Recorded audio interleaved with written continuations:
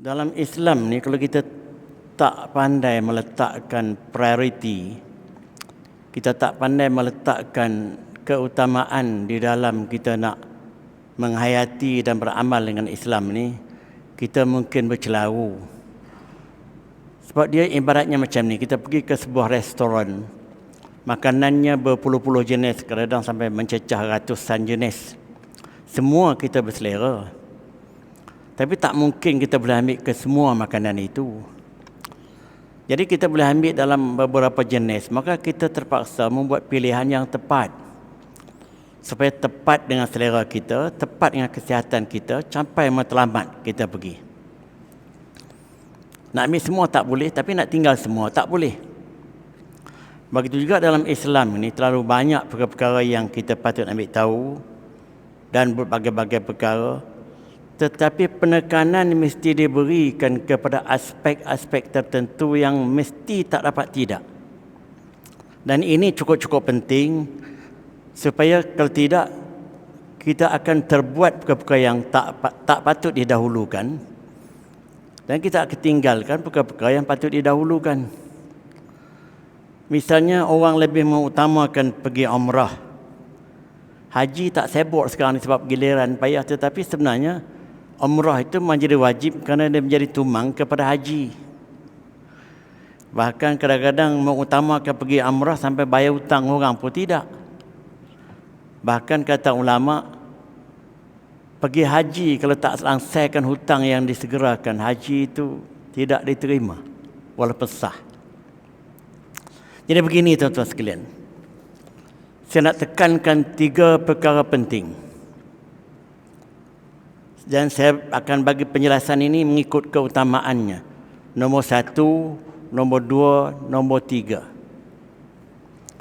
Perkara yang paling basic sebagai hamba Allah di muka bumi ini ialah nombor 1, kita mesti mentauhidkan Allah.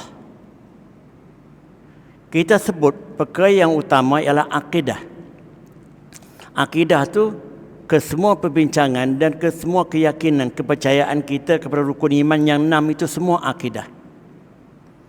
Tapi dalam banyak ke-6 itu, focal point yang kita mesti memberi penekanan ialah beriman kepada Allah, nombor 1. Yang lain 5 lagi cawangan kepada beriman kepada Allah.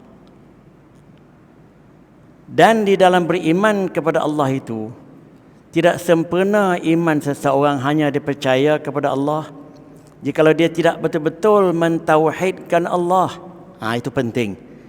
Dia mesti betul-betul mentauhidkan Allah, tidak sekadar beriman kepada adanya Allah. Agama-agama lain pun mengaku mereka beriman kepada adanya Allah. Sebab tu mereka berebut-rebut nak guna kalimah Allah. Apa beza dengan kita? Tetapi kita beriman kepada Allah yang esa, yang itu dipanggil kita mesti mentauhidkan Allah.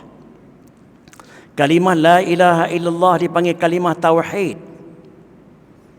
Maksudnya tidak ada Tuhan yang disembah melainkan Allah. Kita menolak segala Tuhan-Tuhan yang palsu, yang lain-lain semuanya.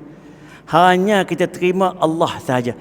Itu maksudnya mentauhidkan Allah. Tapi kalau dia masih beriman dengan Allah, tapi dia beriman juga kepada penunggu, dia percaya juga kepada menujum, dia percaya kepada nasib dia percaya kepada khurafat-khurafat, dia percaya kepada tok-tok nenek yang boleh berbagai-bagai, dan sekarang ni pun dah lahir semula benda-benda begitu atas nama budaya dan lain-lain. Dia beriman dengan Allah, tapi dia betul-betul mentauhidkan Allah atau tidak? Itu soalannya yang paling serius. Sebab itu di dalam pengajian akidah yang 6 tadi, mentauhidkan Allah adalah basic kepada pegangan akidah orang Islam. Dan perbezaan utama antara kita dengan agama-agama yang lain, terutamanya agama-agama Samawi, begitu juga agama Kristian yang berpegang kepada Trinity dan sebagainya, kerana mereka beriman kepadanya Allah, kata mereka, tetapi mereka tidak mentauhidkan Allah dengan konsep Trinity, dan agama-agama lain pun lebih kurang macam itu. Jadi konsep mentauhidkan Allah itu paling substance di dalam akidah Islam. Siapa yang gagal mentauhidkan Allah, walaupun amal kebajikannya nampak banyak, akan menjadi sia-sia. Sebab lawan kepada tauhid ialah syirik. Walayazubillah. Sebab tak banyak orang betul-betul mengambil kisah tentang hal-hal tauhid. Saya diberitahu kepada banyak penceramah-penceramah, diberitahu kepada saya banyak penceramah-penceramah tidak fokus sangat kepada hal akidah. Mereka lebih memilih tajuk-tajuk yang mungkin glamour. Tetapi saya cuba memberanikan diri, cuba nak berada di atas kehendak tauhid yang betul, iaitu dengan mengupas takat yang saya mampu konsep akidah yang berteraskan kepada tauhid. Sebab itu la ilaha illallah itu disebut kalimah tauhid. Maksudnya kalimah yang kita mengesahkan Allah. Apa maksud mengesahkan Allah? Kita hanya menerima Allah saja sebagai Tuhan dan menolak yang lain-lain yang didakwa sebagai Tuhan tapi palsu. Yang menjadi masalahnya, ramai orang beriman kepada Allah tetapi mereka tidak menolak kepalsuan-kepalsuan yang lain. Bercampur aduk dengan pahaman-pahaman animisme, bercampur dengan berbagai-bagai perkara yang mensyirikkan Allah. Seperti percaya pada nujum, percaya pada keramat, atau macam sekarang ini berbagai-bagai teori yang telah difatwakan sebagai syirik, percaya kepada liberalism, pluralism agama, yang agama semua lebih kurang sama saja. Mereka mengaku beriman kepada Allah, tetapi pegangan-pegangan ini betul-betul mereka mentauhidkan Allah atau tidak? Dan isu yang paling utama bukan sekadar beriman kepada Allah, tetapi beriman kepada Allah serta mentauhidkannya. Kalau sekadar beriman, kalau gagal mentauhidkannya, tidak memenuhi kehendak surah Al-Ikhlas ayat Qul Huwallah. Saya nak sebut antara beberapa ayat di sini. Yang pertama surah Al-Baqarah, tuan-tuan boleh rujuk 256. La ikraha fid din, qad tabayyana ar-rusydu minal ghayy. Dalam bab agama ini tidak ada paksaan, makna kita tak boleh paksa orang lain menganut Islam. Tetapi apabila kita berada dalam agama Islam, kita dihalang daripada kita menukar agama lain. Kalau kita menukar dengan sengaja jadi murtad, jadi kafir. Faman yakfur bit-taghut, siapa yang menolak segala taghut. Taghut makna segala pahaman, segala izam, segala apa juga yang berlawanan dengan Allah. Segi tauhid atau segi pekah dan lain-lain. Wa yu'min billah, dan dia beriman dengan Allah saja. Dan di sini maksudnya beriman dengan Allah yang esa, beriman dengan Allah yang satu, Allah sahaja. Faqad istamsaka bil urwatil wusqa, maka orang ini sesungguhnya telah berpegang dengan satu pegangan yang amat-amat kuat. Lam fisama laha, yang tidak bercerai-berai lagi dah. Wallahu sami'un alim. Bermakna kalau dia tidak berpegang di atas konsep tauhid macam ini, pegangannya masih rapuh dan masih berbahaya. Iaitu apa dia dalam sini? Menerima Allah saja sebagai Tuhan dan menolak taghut. Menerima Allah saja dan menolak taghut itu maksudnya tauhid. Tapi menerima Allah di samping berbagai-bagai yang lain masih ada dalam kepalanya, izam-izam yang bercanggah dengan tauhid masih berkerak di kepalanya, dia tidak beriman dengan Allah sahaja. Dia tidak mentauhidkan Allah. Ingat tuan-tuan sekalian, pergantungan penerimaan amal ibadat kita bergantung kepada pegangan sejauh mana kita betul-betul mentauhidkan Allah dalam segala amal ibadat kita. Ditakdirkan dalam ibadat kita tidak betul-betul mentauhidkan Allah, segala amal ibadat kita sia-sia. Saya akan ulas kejap lagi. Itu ayat pertama yang memastikan kita mesti mentauhidkan Allah sahaja, menolak yang lain-lain. Dan dalam hal ini kita mesti mempelajari tauhid, dan bagaimana kita nak mengenali Allah dengan mentauhidkannya, mesti mempelajari tauhid. Takat mendakwa, semua orang boleh dakwa, tapi mesti mempelajari tauhid. Tuhan berfirman lagi dalam surah Al-An'am 102 dengan 103. Zalikumullahu rabbukum, Begitulah Allah Tuhan kamu, iaitu Allah yang esa itu, itulah Tuhan kamu. La ilaha illa huwa, tidak ada Tuhan yang lain melainkan dia. Sekali lagi tauhid. Sebab la ilaha illa huwa tu sama dengan la ilaha illallah. Huwa tu rojoknya kepada Allah. Huwa makna dia. Tidak ada Tuhan yang lain melainkan dia. Bermakna kita menolak segala Tuhan-Tuhan yang palsu. Hanya kita terima Allah sahaja. Ini unik, the uniqueness of Islamic theology, yang berlainan daripada semua kepercayaan-kepercayaan lain. Yang menjadi problem utamanya, kesemua pahaman yang lain daripada Islam tidak betul-betul mentauhidkan Allah, walaupun mereka mengaku Allah sebagai Tuhan. Dan itu punca mereka tidak diterima. Wa khaliqu kulli syai', Allah pencipta segala-galanya. Fa'buduh, maka hendaklah kamu sembah dia sahaja. Sembah Allah dalam pengertian kita mentauhidkan dia, kita menolak segala yang lain. Bukan sembah Allah, tapi pada masa yang sama sembah kepada pangkat, pada masa yang sama sembah kepada penunggu dan sebagainya, pada masa yang sama puja yang lain-lain sebagainya, sembah juga. Wa huwa ala kulli syai'in qadir, wa huwa ala kulli syai'in wakil. Allah itu berada di atas segala yang menjadi wakil kepada dunia dan alam semesta ini. La tudrikuhul absaru, mata tidak boleh melihat Allah. Mata tidak dapat melihat Allah. Wa huwa yudrikul absar, tapi dia yang melihat segala mata yang melihat.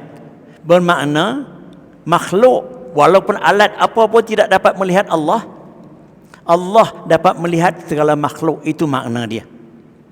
Wa huwal latiful khabir, dan dia itu maha halus, maha seni dan maha bijaksana.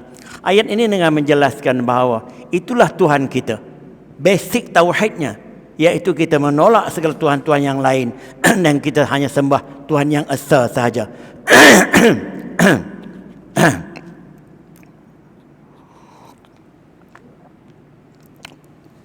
Sebab itu tuan-tuan sekalian,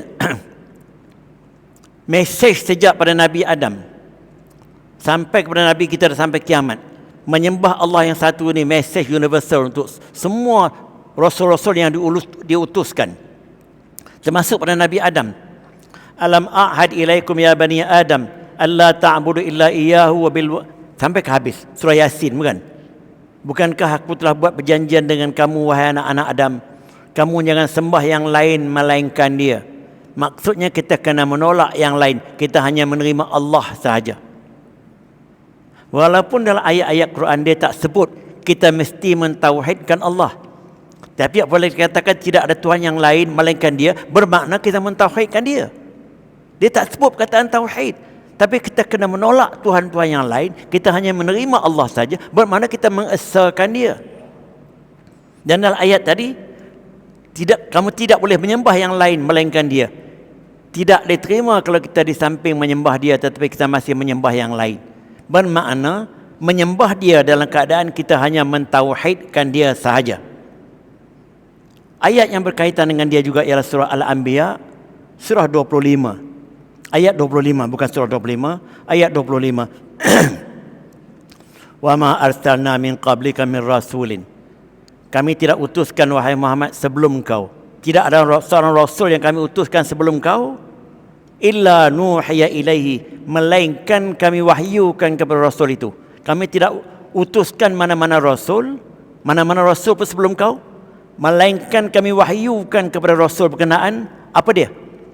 Annahu la ilaha illa ana, iaitu tidak ada Tuhan melainkan aku. Fa'budun, maka hendaklah kamu sembah aku.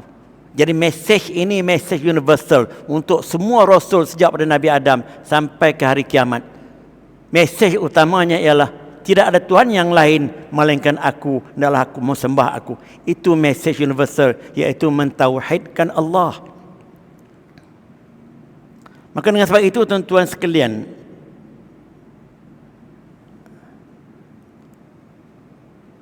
paling asas sebagai seorang Islam mesti mentauhidkan Allah dalam sepanjang waktu, sepanjang ketika. Tidak ada tempat dan tidak ada masa yang kita boleh mengecualikan diri daripada kita mentauhidkan Allah. Kita nak tidur malam, kita mesti pastikan kita tidur di dalam tauhid. Kita jaga tengah malam pun, kalau kita tak sanggup bangun tengah malam pun nak sembahyang tahajud, kita baca la ilaha illallah wahdahu la syarikalah lahul mulk wa lahul hamdu wa huwa ala kulli syai'in qadir. Subhanallah walhamdulillah wa la ilaha illallah wallahu akbar wa la hawla wa la quwwata illa billahil aliyil azim. Rabbighfirli. Hadis kata kalau kita ulang yang itu memadai, seolah-olah kita bangun sembahyang tahajud. Kesemua ayat tu membawa kepada makna beribadah dan mentauhidkan Allah.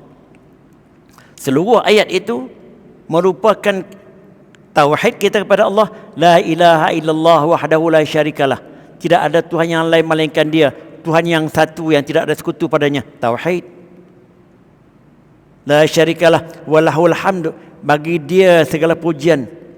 Walahul hamdu wa huwa ala kulli syai'in qadir. Dan Dia mengatasi segala yang lain yang berkuasa. Kesemua itu ayat tauhid. Subhanallah, Maha suci Tuhan daripada segala yang cacat celah. Walhamdulillah, segala pujian, segala sanjungan hanya kepada Allah, tak layak diberikan kepada yang lain. Sebarang bentuk sanjungan, pemujaan hanya Allah saja yang layak. Kalau diberikan kepada yang lain, ada masalah. Kalau kita berlebih-lebih kepada yang lain selain daripada Allah. Subhanallah walhamdulillah wa la ilaha illallah. Lagi sekali tauhid. Tidak ada Tuhan yang disembah melainkan Dia.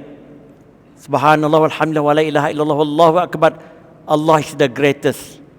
Wala haula, tidak ada daya upaya aku, wala quwwata, dan tidak ada kekuatan apa yang aku boleh buat, illa billah, melainkan dengan Allah.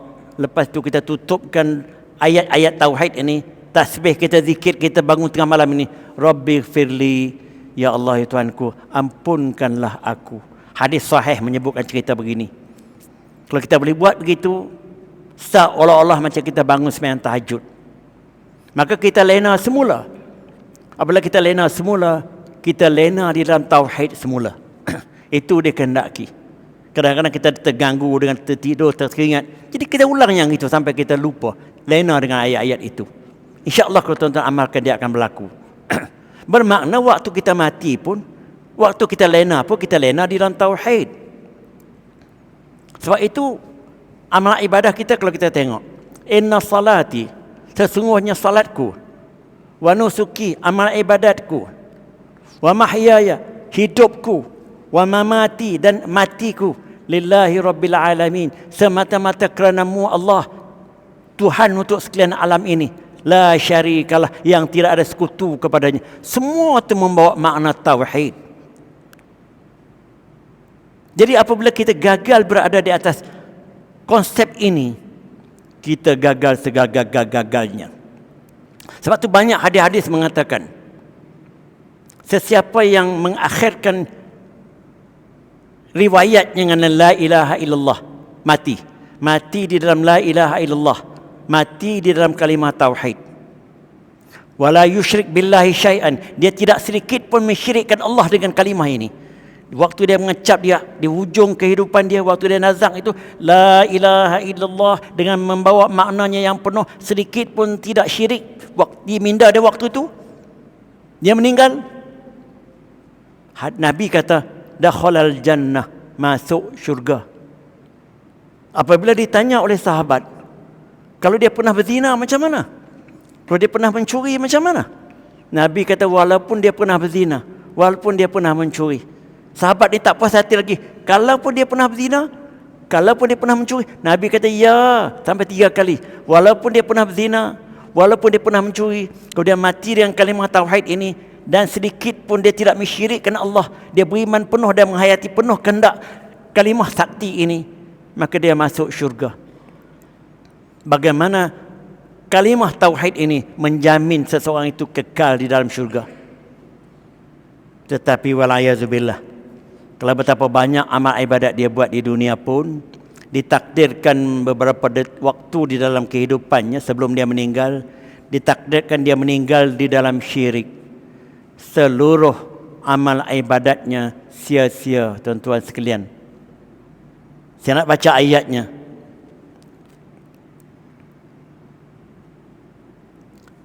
Zalika hudallahi yahdi bihi man yasha Begitulah petunjuk Allah yang dia beri dengannya kepada siapa yang dia nak, iaitu petunjuk beriman kepada Allah dan menerima Allah sebagai Tuhan yang satu di kalangan hambanya yang dia berikan. Walau asyraku, jika mereka mensyirikkan, tidak berada di atas petunjuk Allah ini, iaitu dengan mentauhidkan Allah, la habita anhum ma kanu ya'malun, maka sia-sialah segala apa yang mereka telah buat di dunia. Ini yang kita takut, tuan-tuan sekalian. Ini yang kita takut. Tuan-tuan rasa pelik tak? Boleh berlaku syirik walaupun kita beribadah kepada Allah pada lahirnya. Percaya atau tidak? Rasa kita pelik. Cuba tuan-tuan buka surah Al-Kahfi, ayat penghabisan sekali.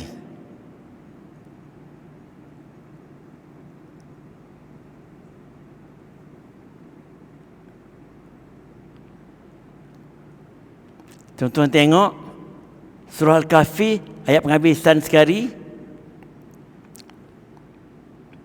Allah, dekat mana saya letak? Tapi kita ambil di bahagian bawah tu, di hujung sekali. Faman kana yarju liqa'a rabbih falyamal 'amalan salihah. Siapa yang ingin bertemu dengan Tuhannya, ayat 110 ya. Siapa yang ingin bertemu dengan Tuhannya di akhirat kelak. Sebab berjumpa dengan Tuhan tu nikmat top sekali, nikmat lebih daripada syurga lagi. Maklumlah jumpa kekasih, jumpa pencipta kita. Siapa yang ingin bertemu dengan Tuhannya di akhirat kelak, hendaklah dia membuat amal saleh. Amal saleh di sini ulama katakan ialah amal kebajikan, ibadah dia. Dan ibadah di sini ialah ibadah yang diterima oleh Allah, bergantung kepada dua. Ibadah yang ikhlas semata-mata kerana Allah, dan yang keduanya ibadah yang memenuhi hukum-hukum syarak, tidak bertentangan dengan hadis dan sebagainya, takut jadi bid'ah. Itu syarat penerimaan amal ibadah. Kalau tidak, jadi bid'ah. Hendaklah dia buat amal ibadah yang diterima oleh Allah, dan jangan sedikit pun dia mensyirikkan ibadahnya dengan sesuatu. Wala yusyrik bi ibadatihi, wala yusyrik billah, wala yusyrik bi ibadatihi ahada. Dan jangan sedikit pun dia mensyirikkan. Faman kana yarju liqa rabbih falyamal amalan salihan wala yusyrik bi ibadati rabbih ahada. Jangan sedikit pun dia mensyirikkan Tuhannya dengan sesuatu. Tuan-tuan nak bayangkan bagaimana dia boleh syirik Allah waktu dia beribadah? Boleh bayang atau tidak? Contohnya mudah aja. Dia duduk di rumahnya tak pernah salat. Tak ambil tahulah bab salat ini. Dia kahwin dengan seorang anak ustaz dengan anak ustazah. Dia pergi rumah bapa mentuanya, dia pun solatlah. Solat tu kerana siapa tu? Tuan-tuan jawablah. Itu satu bentuk. Dia akan bagi derma buat masjid, buat surau dengan jaminan untuk mendapat kontrak. Kalau tak jaminan, tak dapat kontrak, dia tak bagi. Dia tak bagi sedekah. Maka nawaitunya bukan nak buat sedekah, tapi nawaitunya kerana jaminan kontrak. Maka dia bagi. Maka dia beribadah kerana kontrak. Udang di sebalik mi, udang di sebalik batu dan lain-lain. Jadi banyak amal ibadah yang kononnya pada lahir orang beribadah, tetapi disadurkan dengan sesuatu yang tidak tulen ibadah itu. Apabila ibadah itu tidak tulen, maka ibadah itu ialah mensyirikkan Allah dengan ibadah tersebut. Misalnya berdoa. Berdoa itu ialah ibadah. Kita berdoa kepada Allah. Betapa banyak orang berdoa kepada penunggu, berdoa kepada keramat, berdoa kepada wali-wali, dan masih ada sampai sekarang walaupun telah difatwakan sebagai syirik. Dia kata dia berdoa, dia bertawassul dengan keramat-keramat semuanya, sedangkan berdoa direct kepada Allah. Maka dia telah bersyirikkan amal ibadahnya dengan benda-benda yang syirik. Kalau benar amal ibadah pun boleh berlaku syirik, kalau di luar daripada amal ibadah tentulah lebih-lebih lagi lah. Itulah tuan-tuan sekalian tentang bahayanya syirik ini kalau kita tak ambil betul-betul perhatian. Yang tadi saya nak baca tadi, qul innama ana basyarun mislukum yuha ilai annama ilahukum ilahu wahid faman kana yarju liqa'a rabbih falyamal amalan salihan wala yusyrik bi ibadati rabbih ahada. Surah Al-Kahfi ayat 110. Saya terjemah bahagian kemudian tu saja yang relevan dengan kita. Kemudian ayat yang lagi satu, tadi saya sebut Al-An'am 88. bagaimana syirik itu menghapuskan segala amal kebajikan yang kita buat. Lagi satu, surah Az-Zumar ayat 65. Walaqad uhiya ilaika wa ilal ladzina min qablika. Sesungguhnya telah diwahyukan kepada engkau wahai Muhammad. Wa ilal ladzina min qablika, dan kepada nabi-nabi sebelum engkau wahai Muhammad, la in asyrakta, jikalau engkau mensyirikkan Allah, nabi pun dapat warning daripada Allah. La yahbatanna amaluka, pasti sia-sia segala amal kebajikan kau. Itu warning kepada nabi. Wala takunanna minal khasirin, maka engkau menjadi orang yang amat rugi. Maka tuan-tuan sekalian, bahayanya apabila kita tidak mentauhidkan Allah, maka lawan kepada tauhid yang mencemarkan tauhid kita ialah syirik. Maka pelajarilah syirik. Syirik itu adalah syirik tersembunyi, syirik nyata, syirik yang tak terang. Syirik yang terang-terang sembah berhala, sembah apa tu clear lah. Tapi syirik yang tak terang-terang, takabur yang lebih-lebih, riak. Riak itu dipanggil syirik khafi. Kerana dia buat sesuatu kerana nak menunjuk, bukan kerana Allah. Ujub, dia mengkagumi dirinya, dia hebat daripada orang lain. Orang Kedah panggil perasan, pun syirik khafi. Jadi dengan sebab itu, kalau dia tidak betul-betul mempelajari benda ini dan tak betul-betul berhati-hati, takut-takut amal ibadat yang dia buat tu dicemari oleh unsur-unsur syirik. Syirik ini bukan benda nampak tengok, tuan-tuan sekalian. Kalau bajunya cacat, cari, kita boleh tegur baju encik tu berlubang, semayang encik terganggu. Encik ambil air semayang tu tak basuh, tak elok-elok, kita nampak tengok, kita nampak tegur. Tapi kalau fikirannya ada unsur syirik, ada izam-izam yang telah difetuakan sebagai syirik, tapi dia masih berpegang dengan izam-izam itu walaupun dia salat, walaupun dia bagi zakat, walaupun dia pergi haji. Tuan-tuan bayangkan, ini yang berbahayanya. Bukan sekadar pendapat ulama, telah difetuakan dengan resmi, mengatakan fahaman begini syirik, perbuatan begini syirik, tapi dia masih kuat berpegang kepada fahaman itu. Mungkin kerana dia orang educated ke apa, saya tak kisahlah. Cuba fikirkan.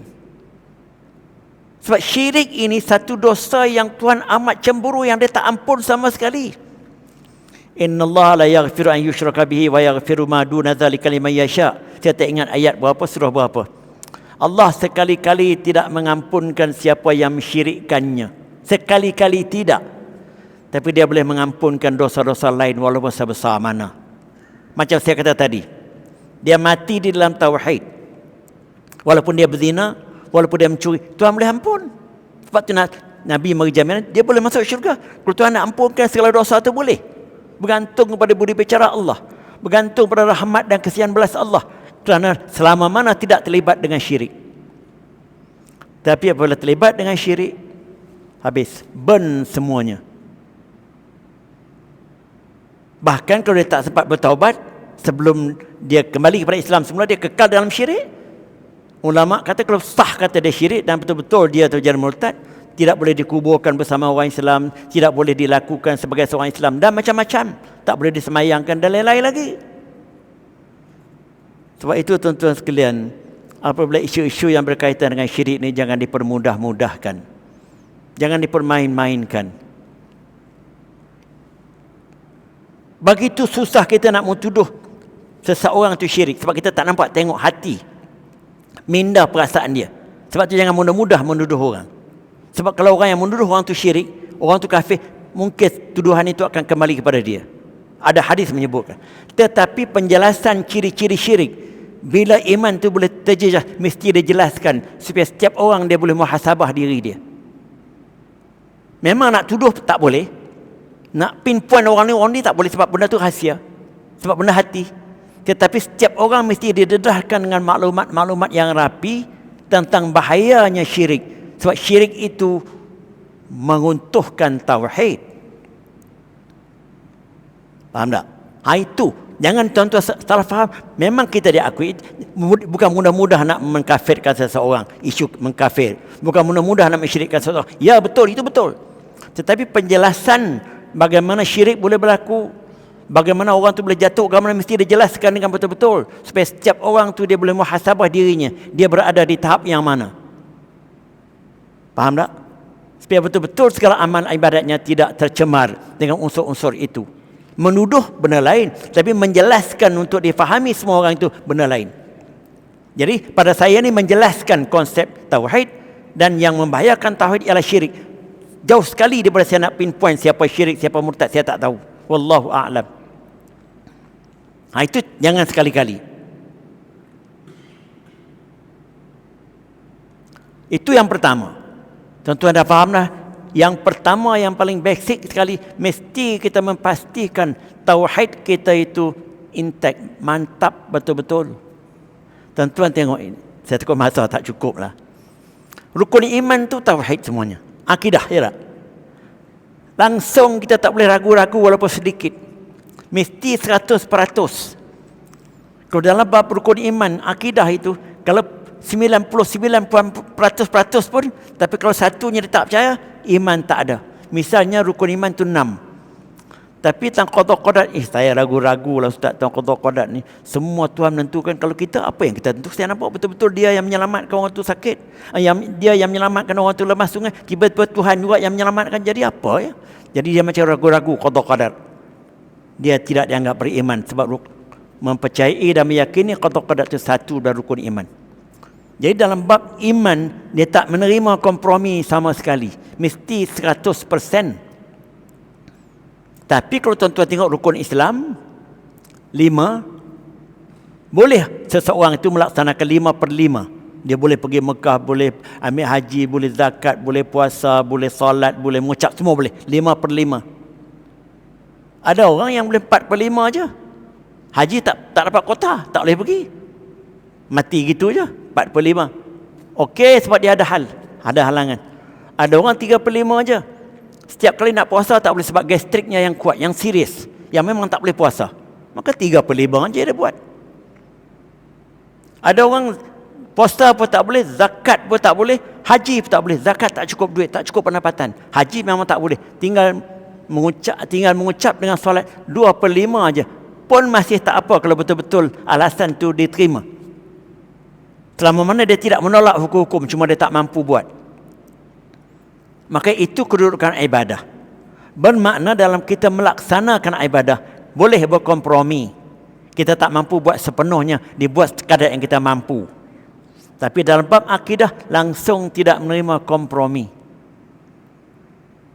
Kalau tuan-tuan tengok, ibadah dalam keadaan mentauhidkan Allah ni, disatukan dengan mentauhidkan Allah. Tuan-tuan tengok, ibadah yang kita buat itu, kita solat, kita puasa, mesti itu adalah cetusan yang datang daripada iman seseorang. Kita kata beginilah, dia beriman dengan neraka, adanya neraka. Dia beriman dengan adanya syurga, itu dia beriman, dia percaya. Jadi dia buktikan keimanan tadi, dia pun taklah buat maksiat kerana takut neraka. Dia pun buatlah bagi zakat, solat, puasa sebagainya kerana nak syurga. Jadi bermakna rukun Islam yang dia patuhi itu, yang digerakkan oleh keyakinan, rukun iman. Bermakna segala amalan yang dia buat, yang kita panggil amal ibadah itu, ialah cetusan hatinya yang lahir daripada iman dan takwanya yang mentauhidkan Allah. Sebab itu kalau seorang itu dia buat semata-mata, dia buat perbuatan lahir, dia puasa, dia zakat, dia haji, tapi semata-mata kerana nak please orang lain, bukan daripada tarikan iman dia, malu, segan, bapak mentua dan sebagainya, dia buat pada lahirnya. Itu dia buat secara lahir, tapi itu bukan tarikan iman, maka itu dipanggil munafik. Berpura-pura tak diterima, bukan daripada hatinya, sebab hati ialah iman. Atau dia percaya dengan hati dia, semua dia percaya, tapi dia tak buat, tidak ada alasan pun dia tak buat, maka dia fasik. Fasik maknanya percaya tapi tak buat. Beriman maknanya dia tak percaya tapi dia seolah-olah dia percaya, itu munafik. Jadi kita tengok kaitan antara iman yang berteraskan tauhid ini dengan ibadah. Ibadah itu ialah cetusan, manifestasi tingkah laku perbuatan dia, demi dia laksanakan itu untuk memenuhi tuntutan iman dia. Dia solat tu ibadah. Mengapa dia solat? kerana dia takutkan Allah, dia takutkan neraka, dia nak syurga. Ya tak? Jadi kaitan antara dua inilah tuan-tuan sekalian, barulah kemantapan amal ibadah kita yang dikaitkan dengan tauhid kita kepada Allah. Jangan memisah-misahkan sama sekali. Kalau kita hanya membanyakkan ritual, kita berwirid-wirid tetapi tidak dikaitkan dengan unsur tauhid, takut-takut penyelewengan dengan wirid-wirid dalam kelambu pun banyak, amalan-amalan tarikat yang menyesat pun banyak. Kena jaga betul-betul. Dan itu apabila kita dah selesai tauhid kita dengan cantik, dan fokusnya tauhid tadi nak bagi cantik atau tidak, mesti kita mengetahui bila tauhid itu tercemar. Tauhid tercemar apabila ada unsur-unsur syirik. Itu jaga. Musuh utama tauhid ialah syirik. Kemudian setelah iman kita mantap, tauhid kita mantap, akidah kita cantik, barulah datang fungsi beribadah. Jadi ibadah tadi merupakan manifestasi kepada tauhid, manifestasi kepada iman kita. Sebab tu kalau tuan-tuan tengok firman Tuhan dalam surah Az-Zariyat 56. Wa ma khalaqtul jinna wal insa illa liya'budun. Aku tidak jadikan jin dan manusia ni melainkan untuk mereka menyembah aku. Mana matlamat Tuhan menjadikan kita ni untuk kita menyembah dia. Tetapi menyembah dalam keadaan kita mentauhidkan dia. Bukan menyembah dia dalam keadaan kita berlakon hanya kerana nak pleasekan orang. Sebab itu menyembah Allah dengan mentauhidkan Allah, dua perkara yang sama sekali tak boleh berpisah. Kalau berpisah, berlakulah kepura-puraan. Mana menyembah Allah dalam keadaan mentauhidkan dia. Kalau menyembah Allah dalam keadaan orang berlakon menyembah Allah pun banyak dalam filem. Ya tak? Dia tak solat tapi dalam filem dia solat. Itu berlakon. Dan ciri sembah Allah yang diterima ini dalam apa juga ibadat, sebanyak kata sembah Allah, semua amal ibadat itu sembah Allah. Cuma secara khusus puasa, zakat, haji. Yang tak khusus segala perkara yang baik yang kita buat kerana Allah dan segala perkara yang buruk yang kita tinggalkan kerana Allah, semuanya menjadi ibadah. Tuhan sebut ciri ibadah untuk diterima amal ibadah. Surah Al-Bayyinah yang selalu kita baca ayat kelima. Wa ma umiru illa liya'budullaha mukhlishina lahuddin. Mereka tidak diperintah melainkan mestilah hanya menyembah Allah. Dia tak kata mereka tidak diperintah untuk mentauhidkan Allah. Tuhan tak sebut mereka diperintah mesti mentauhidkan Allah, sebab Tuhan tak kata gitu. Dalam ayat Quran pun dia tak sebut ayat macam tu. Dia sebut kata tidak ada Tuhan yang lain melainkan Allah. Tidak ada Tuhan yang lain melainkan Allah. Itu makna tauhid. Jadi di sini mereka tidak diperintahkan melainkan mesti menyembah Allah. Menyembah Allah dalam bracket, menyembah Allah dalam keadaan mesti mentauhidkan dia. Kalau menyembah dalam keadaan tidak mentauhidkan dia, jadi seperti ayat 110 Al-Kahfi tadi. Mensyirikkan Allah, menyembah Allah dengan berbagai-bagai tujuan yang lain. Apa dia punya key word yang ada sini? Mukhlishina lahuddin.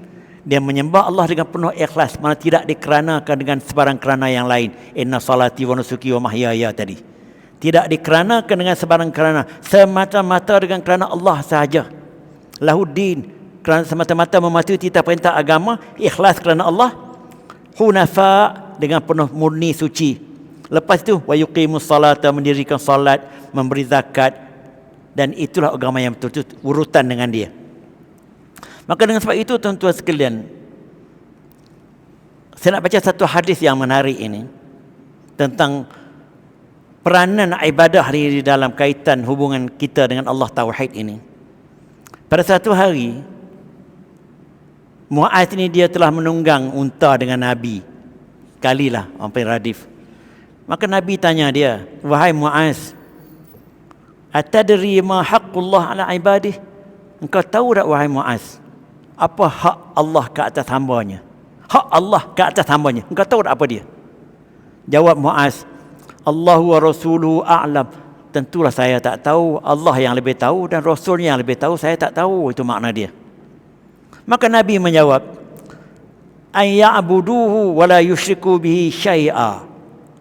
Hak Allah ke atas makhluk ialah, Nabi kata, mereka naklah menyembah dia dan jangan sekali-kali mensyirikkan dia. Maknanya menyembah Allah dalam keadaan mentauhidkan dia. Kalau masih menyembah Allah Tapi pada masa dia menyembah dan lain-lain, dia masih mensyirikkan Allah, maka ketulenan hak Allah itu tidak ditunaikan dengan baik. Hak Allah apa dia di sini? Menyembah dia dan jangan mensyirikkan dia. Digabungkan dua perkataan ini. Dia tak kata hak Allah hanya menyembah dia. Sebab banyak sembah berlaku tapi syirik pun masih ada. Jadi menyembah Allah dan jangan sekali-kali mensyirikkan dia. Itu hak Allah ke atas kita, yang kita tak boleh kompromi dan tak boleh tanya apa-apa lagi. Itu hak Allah yang mutlak ke atas hamba dia. Kemudian Nabi tanya lagi, atadri ma haqquhum alaih? Dan lepas itu kamu tahu tak apa hak manusia ke atas Allah pula? Yang tadi hak Allah ke atas manusia. Kemudian apa pula hak kita ke atas Allah? Ada juga hak kita ke atas Allah. Sekali lagi jawab Muaz, saya tak tahu, Allah dan Rasulnya yang tahu. Dia jawab.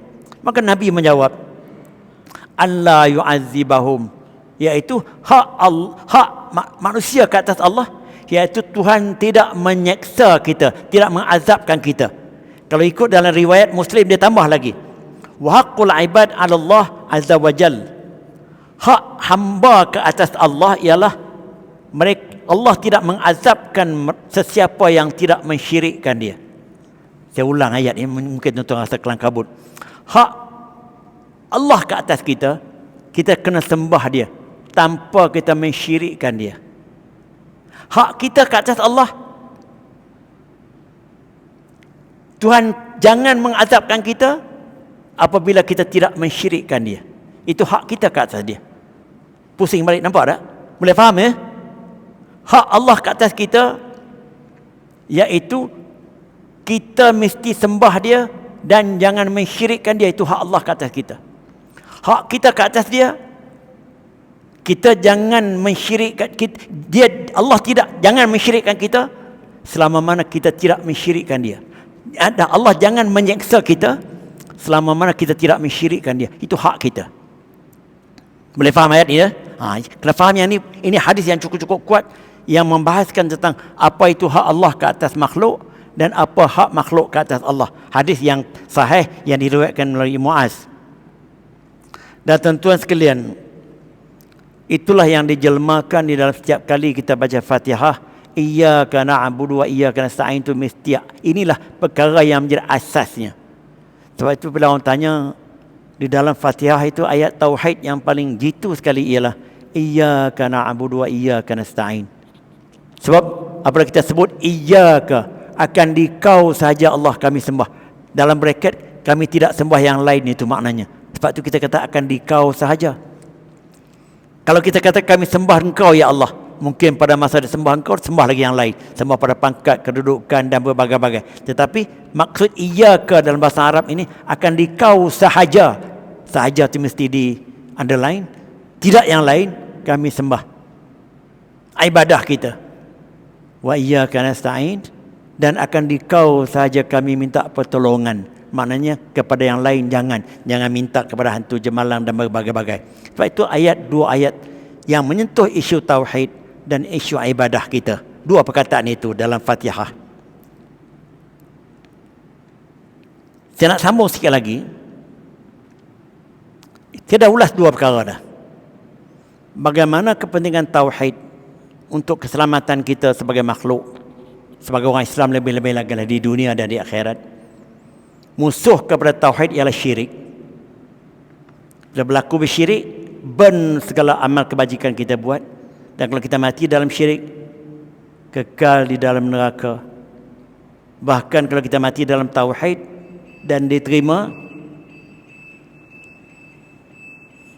kita bagi laluan. Dalam ayat Quran, tuan-tuan sekalian, terlalu banyak digabungkan dua perkataan ini yang menggabungkan tauhid dengan ibadah kita, tak boleh dipisahkan sama sekali. Antaranya firman Tuhan surah An-Nisa ayat 36. Wa'budullaha wa la tusyriku bihi syai'a. Kamu hendaklah menyembah Allah dalam keadaan jangan sekali-kali mensyirikkannya. Bermakna kita menyembah Allah dalam keadaan mentauhidkan dia. Bermakna kalau menyembah Allah tetapi masih berlaku syirik, itu bukan ibadah. Menyembah Allah ialah beribadah kepada Allah. Ayat tentang gabungan dua perkataan ini terlalu banyak dalam Al-Quran. Lepas itu baru datang perintah-perintah yang lain. Macam ayat tadi, wa'budullaha wa la tusyriku bihi syai'a. Hendaklah kamu menyembah Allah dan jangan sekali-kali kamu mensyirikkannya. Menyembah Allah tu amal ibadah, tapi amal ibadah yang dilakukan secara yang mentauhidkan Allah kerana tidak syirik kepada dia. Sebab tu dia sebut sini menyembah Allah, jangan mensyirikkan dia. Wabil walidaini ihsana. Lepas tu buat baik kepada ibu bapa, wabidil qurba, dengan kaum kerabat, wal yatam. Banyak perintah-perintah yang lain itu datang selepas daripada dua perkataan ini. Terlalu banyak dalam Al-Quran digandingkan. Bermakna amal ibadah kita tidak sekali-kali boleh dikaburkan dengan unsur syirik. Bermakna kita mesti memastikan tauhid kita itu betul-betul intact, betul-betul cuci bersih daripada unsur syirik untuk menjamin amal ibadah kita diterima. Itu maksudnya. Yang ketiga yang penting penghabisan ni, akhlak. Sebab tu saya kata tiga perkara sebagai orang Islam. Yang pertama akidah atau tauhid, yang kedua ibadah, yang ketiga akhlak. Akhlak ni apa benda? Orang kata berjalan tunduk depan orang, lemah lembut, itu cebisan-cebisan kecil aja, rendah diri, itu pengertian-pengertian. Maksud akhlak ini, Nabi sendiri itu menjadi wa innaka la'ala khuluqin azim. Sesungguhnya engkau wahai Muhammad berada di atas akhlak yang paling agung. Bahkan dikatakan akhlak Nabi itu merangkumi seluruh ajaran Islam dalam Al-Quran. Seluruh ajaran Islam itu dalam Al-Quran terserlah melalui akhlak Nabi. Jadi kalau kita letakkan akhlak, apa kaitan antara akhlak dengan tauhid dengan ibadah ini? Akhlak ini tuan-tuan sekalian, satu jelmaan pekerti, satu jelmaan peribadi oleh seseorang yang beriman, yang bertakwa, yang betul-betul mentauhidkan Allah, dan dia melaksanakan amal ibadahnya dengan sempurna mengikut kaedah ibadah yang saya sebut tadi. Maka seluruh amal ibadah itu dicetuskan oleh iman dan takwanya, bertauhidkan Allah dan tidak ada sebarang syirik, dan dia lakukan itu semata-mata ikhlas kerana Allah. Maka dia terjelma sebagai satu personaliti yang sempurna di segi hatinya. Tidak ada takbur, tidak ada riak, tidak ada angkuh, tidak ada sombong. Sifat mazmumah semua tak ada. Sebab ketulinannya. Yang ada sifat-sifat terpuji mahmudah, rendah diri, tawadhu', ikhlas, jujur dan lain-lain. Itu secara hati. Dan ditampilkan secara lahir pula. Memang dia rendah diri betul, tak bercakap kasar, caring, bantu orang, bagi derma dan sebagainya. Tapi semua perbuatan-perbuatan lahir itu dicetuskan oleh suara hatinya, iman dan takwanya. Kalau dia derma pun dengan ikhlas semata-mata kerana Allah nak tolong betul-betul. Apabila personaliti yang terdiri daripada dua unsur ini, hatinya bersih kerana berasaskan iman dan takwanya, berteraskan tauhid, dan amal ibadahnya secara lahir yang kita nampak dia semayang, dia apa itu, berteraskan syarak yang ditunjangkan oleh tauhid, tidak ada sebarang unsur riak dan sebagainya, maka personaliti yang macam itu yang dipanggil personaliti yang berakhlak Islam. Jadi tidak ada double standard. Ini ada orang di depan isterinya baik, akhlaknya bagus, belakang isterinya Allahu Akbar, senewara dia berlaku baik segi moden, memang dia kata baik, dia suami saya itu baik betul, dia tak pernah dia, tapi sebenarnya bukan macam itu. Sebab dia boleh ada kepura-puraan, tapi apabila akhlak secara Islam ni tidak ada kepura-puraan macam itu. Apa kata hatinya, maka itu dijelmakan daripada tingkah laku lahirnya. Tingkah laku lahirnya dia buat segala yang baik, itu semua dijelmakan oleh iman dan takwanya, tauhidnya. Segala perbuatan maksiat yang dia elak itu bukan kerana penjaga Sungai Buloh, bukan kerana SPR, tetapi kerana takutkan hukuman Allah. Begitu perbezaan personaliti yang berasaskan akhlak Islam dengan personaliti yang berasaskan moral modern yang boleh disaduri dengan berbagai-bagai kepuraan, penyelewengan dan lain-lain. Kita nampak orang yang menyeleweng tu, bukan punya lemah lembut depan orang. Banyak macam itu. Banyak suami-suami dalam 10 atau 15 tahun dulu, saya tak tahu, seorang ketua Samsung kongsi gelap yang merompak, isterinya tak tahu sepanjang masa yang suaminya macam itu. Ya tak? Tuan-tuan pernah ingat tu tidak? Apabila dapat ditangkap dan dapat kesihatan ditembak oleh polis, baru dia tahu tu dia di depan isterinya, sampai isteri tak dapat trace yang suaminya macam tu. Itu secara dunia. Tapi kalau dengan Allah kita jangan macam itulah. Kalau isteri kita nampak kita baik sungguh, walaupun di depan isteri, di depan Allah pun kita baik. Jadi apabila macam ini personality Islam, barulah jati diri seseorang yang digelar Muslim yang muttaqi, seorang Islam yang bertakwa. Itulah nilai jati diri yang sebenar. Jati diri yang berteraskan kepada tauhid, la ilaha illallah, dan dimanifestasikan dengan amal ibadahnya. Maka kombinasi daripada dua ini melahirkan satu personality, dia tu berakhlak Islam. Sebab itu kalau saya nak cari satu jati diri yang unggul, jati diri Muslim yang tertegak di atas 3 prinsip ini, tidak ada yang lain yang boleh melawan 3 prinsip ini. Prinsip akidah yang bertunjangkan tauhid dan dibuktikan secara tingkah lakunya melalui amal ibadahnya yang dicetuskan oleh akidah dan tauhid tadi.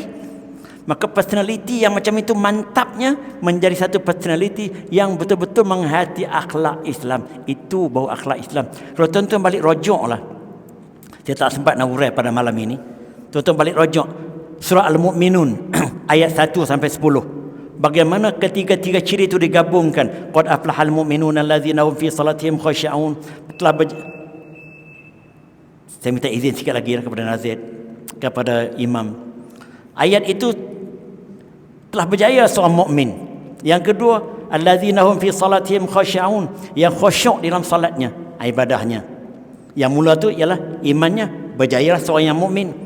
Wallazina hum 'anil lagwi mu'ridun, orang-orang yang menolak, yang meninggalkan segala benda yang lara, benda yang tidak ada faedah. Itu akhlak. Wallazina hum lizakati fa'ilun, orang-orang yang menunaikan kewajipan zakatnya, sama ada zakat diri, harta benda, atau zakat jiwa, membersihkan jiwa. Itu ialah hukum hakam fiqh, termasuk akhlak. Wallazina hum li furujihim hafizun, orang-orang yang menjaga maruah seksnya, hubungan seksnya. Itu akhlak, termasuk fiqh di situ. Illa ala azwajihim, melainkan dengan isterinya, dengan suaminya dan sebagainya. Lepas itu pula, famani bitagha wara azalika, siapa yang melanggar batas-batas ini, fa ulaika humul adun, orang-orang itu yang melampaui batas. Dan ditambah pula lepas itu, wallazina hum li amanatihim wa ahdihim ra'un, orang-orang yang menjaga amanah kewajipannya dan segala perjanjiannya ditunaikan dengan baik. Itu masalah amal ibadah dia. Kesemuanya komitmen itu diberikan kerana dia beriman. Lepas itu ditutup, wallazina hum ala salawatihim yuhafizun, mereka menjaga sembahyang mereka. Ulaika humul warisun, orang itu sahaja yang mewarisi apa? Allazina yarisuna al-firdaus hum fiha khalidun, yang mewarisi syurga yang mereka kekal di dalamnya. Gabungan ketiga-tiga elemen iman yang berteraskan tauhid, elemen amal ibadah dengan zakat, dengan semayang tadi, dengan jaga maruah diri semua, dan elemen akhlak sekaligus. Itu ciri mukmin yang berjaya. Tuan-tuan boleh rojok lagi, saya tak nak ulas yang ni. Tuan-tuan boleh rojok juga surah Al-Baqarah ayat 177, yang mana gabungan ciri-ciri kesempurnaan ketiga-tiga perkara tidak berada di dalam satu individu Muslim yang beriman. Jadi saya berhenti setakat itu sajalah, sebab saya ada syok sendiri pun, nanti orang duk mengeluh pun payah juga. Kadang-kadang penceramah ni syok sendiri pun banyak juga. Maksud syok sendiri itu orang tak nak dengar dia duk gagah juga. Jadi yang itu saya pun amat takut yang itu. Minta maaf di atas sikit sebanyak celoteh saya yang tak sepertinya ini. Segala kekurangan saya, segala cacatnya cacat ilmu saya, segala kebenaran yang ada jikalau ada, kesemuanya datang daripada Allah, hanya memperantarakan sikit sebanyak ilmu pada saya. Maka dengan itu saya minta ampun dan maaf. Wabillahi taufiq hidayah. Wassalamualaikum warahmatullahi taala wabarakatuh.